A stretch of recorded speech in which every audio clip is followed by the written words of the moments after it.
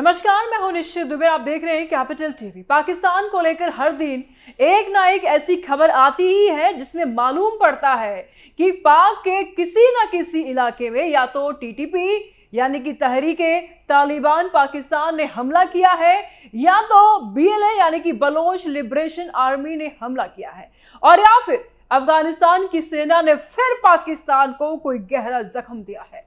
लेकिन पाकिस्तान की हिम्मत की दाद देनी पड़ेगी कि एक तरफ इतनी पिटाई हो रही है लेकिन वो फिर भी दुनिया में छाती चौड़ी करके घूमता रहता है कि वो दुनिया के सबसे मजबूत सैन्य बल वाला देश है। अब आप कहेंगे कि अब क्या हो गया है, अब क्या हो गया इनके साथ। तो आपको बता दें कि अफगानिस्तान के द्वारा पाकिस्तान के कई इलाकों में ड्रोन से हमले किए गए, फोड़े गए इन्हें, जिसे पाकिस्तान का चप्पा चप्पा दहल गया। पाकिस्तान के कई नागरिकों की मौत तक की खबरें सामने आई है।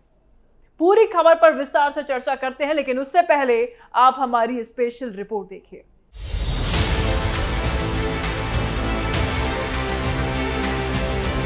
पाकिस्तान अक्सर बड़ी बड़ी बातें करता रहता है कि उसकी फौज दुनिया की सबसे ताकतवर फौजों में से एक है, कि उसकी सेना से पूरा इलाका डरता है, कि उसका रक्षा सिस्टम लोहे की तरह मजबूत है।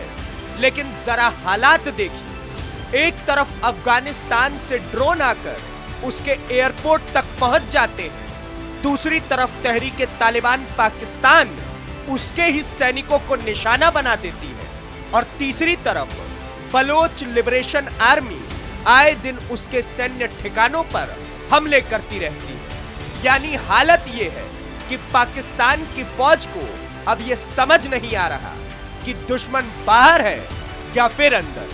और इन सबके बीच पाकिस्तान का सेना प्रमुख मुल्ला मुनीर बड़े बड़े बयान देता नजर आता है। कहता है कि पाकिस्तान की सेना बेहद मजबूत है, लेकिन सवाल यह है कि आखिर इतनी मजबूत है तो फिर आए दिन फौजी ठिकानों पर हमला कैसे हो जाता है। अगर सुरक्षा इतनी पक्की है तो फिर ड्रोन इस्लामाबाद तक कैसे पहुंच जाता है। सच कहे तो पाकिस्तान की हालत उस बच्चे जैसी हो गई है जो क्लास में सबसे ज्यादा डींगे मारता है, लेकिन रिजल्ट आते ही सबसे पीछे खड़ा मिलता है। दुनिया के सामने शेर बनने का दावा और जमीनी हकीकत में हर तरफ से घिरा हुआ पाकिस्तान। अब सवाल यही है कि आखिरकार पाकिस्तान अपने आप को चारों तरफ से हो रहे हमलों में कैसे बचाएगा, और भाषणों और प्रेस कॉन्फ्रेंस की सुपर पावर ही बना रहेगा, या फिर हकीकत में कुछ कर दिखाने की क्षमता भी है। दुनिया इस समय एक बड़े तनाव के दौर से गुजर रही है। एक तरफ ईरान, इजराइल और यूनाइटेड स्टेट के बीच टकराव की खबरें सामने आ रही है, तो वहीं दूसरी तरफ दक्षिण एशिया में भी एक नया मोर्चा खुल गया है, और ये नया मोर्चा है पाकिस्तान और अफगानिस्तान के बीच। जी हां, वही पाकिस्तान जो हर मंच से इस्लामी देशों की एकता की बात करता है, वही पाकिस्तान जिसने बार बार खुद को मुस्लिम दुनिया का हमदर्द बताने की कोशिश की है, वही पाकिस्तान आज इस्लामिक देश पर बम बरसा रहा है। और सबसे हैरान करने वाली बात यह है कि ये सब उस समय हो रहा है जब पूरी मुस्लिम दुनिया के लिए पवित्र माने जाने वाला महीना रमजान चल रहा है। और ऐसे में सवाल उठना स्वाभाविक हो जाता है कि अगर पाकिस्तान सच में मुस्लिम देशों का इतना बड़ा हितैषी है तो फिर वह एक इस्लामिक देश पर हमला क्यों कर रहा है।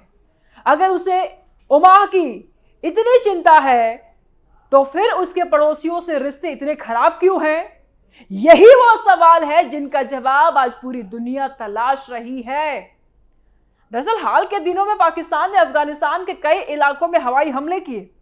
रिपोर्ट्स के मुताबिक पाकिस्तान वायुसेना ने अफगान राजधानी काबुल के साथ साथ कंधार, पख्तिया प्रोविंस और पख्तिया प्रोविंस में भी बमबारी की है।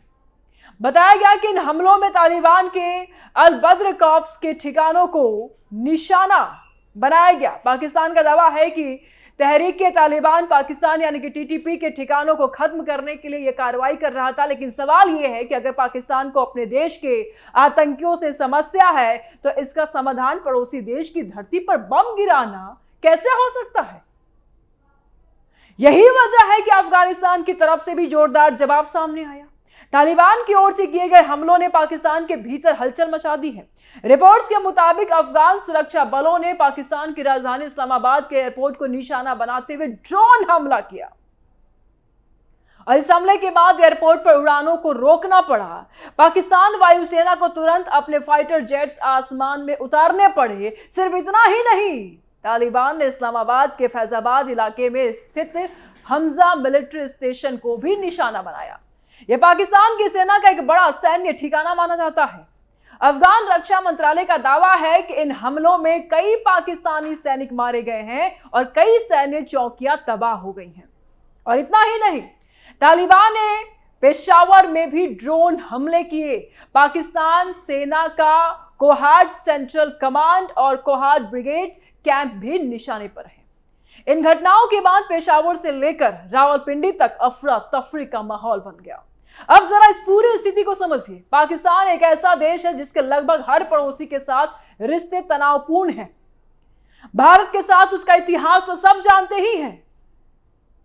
दशकों से सीमा पर तनाव बना हुआ है। कश्मीर के नाम पर दोनों देशों के बीच में कई बार टकराव हो चुका है, लेकिन अब हालात ऐसे हो गए हैं कि पाकिस्तान के रिश्ते अपने दूसरे पड़ोसी अफगानिस्तान से भी खराब होते जा रहे हैं। यानी एक तरफ भारत, दूसरे तरफ अफगानिस्तान, और दोनों ही देशों के साथ पाकिस्तान का टकराव हमेशा से रहा है। ऐसे में सबसे बड़ा सवाल यही है कि आखिर समस्या कहां है?